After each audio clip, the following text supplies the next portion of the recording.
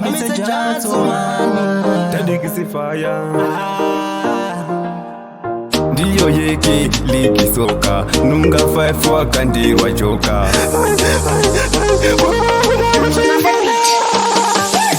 Nyaya yako yukara tombonyo ona nasi ya kuonesa ndundu. Mukoma wangu daingoti ndiri kufara ndakatotipa ahika ndiri kukwara. Nyaya yako yukara tombonyo ona nasi ya kuonesa ndundu. Mukoma wangu daingoti ndiri kufara ndakatotipa ahika ndiri kukwara.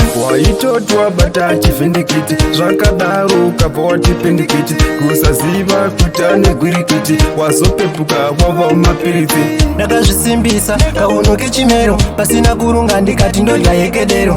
Yekedero ndiyo yakandiparira mukoma wangu ini ndaiwira. Nyaya yako yeukara tombonyo ona nhasi yakuonesa ndundu. Mukoma wangu daingoti ndiri kufara ndakatotipa ahika ndiri kukwara. Nyaya yako yekugara tombonyo ona nhasi yakuonesa ndundu. Mukoma wangu daingoti ndiri kufara ndakatotipa ahika ndiri kukwara. Ndinokuchema mupana wangu, ndinokuchema mupana wangu. Ndiyo yeke likisoka nunga 5 wakandirwa joka.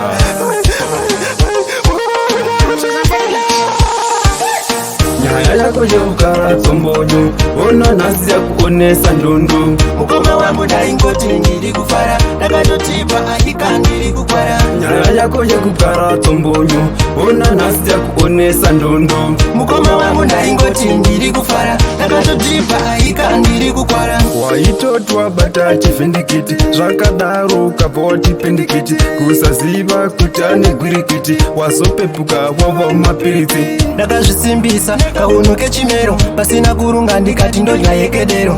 Yekedero ndiyo yakandiparira mukoma wangu ini ndaiwira. Nyaya yako yeukara tombonyo ona nhasi yakuonesa ndundu. Mukoma wangu daingoti ndiri kufara ndakatotipa ahika ndiri kukwara. Nyaya yako yekugara tombonyo ona nhasi yakuonesa ndundu. Mukoma wangu daingoti ndiri kufara ndakatotipa ahika ndiri kukwara. Ndinokuchema mupana wangu, ndinokuchema mupana wangu. Ndiyo yeke likisoka nunga 5 wakandirwa joka.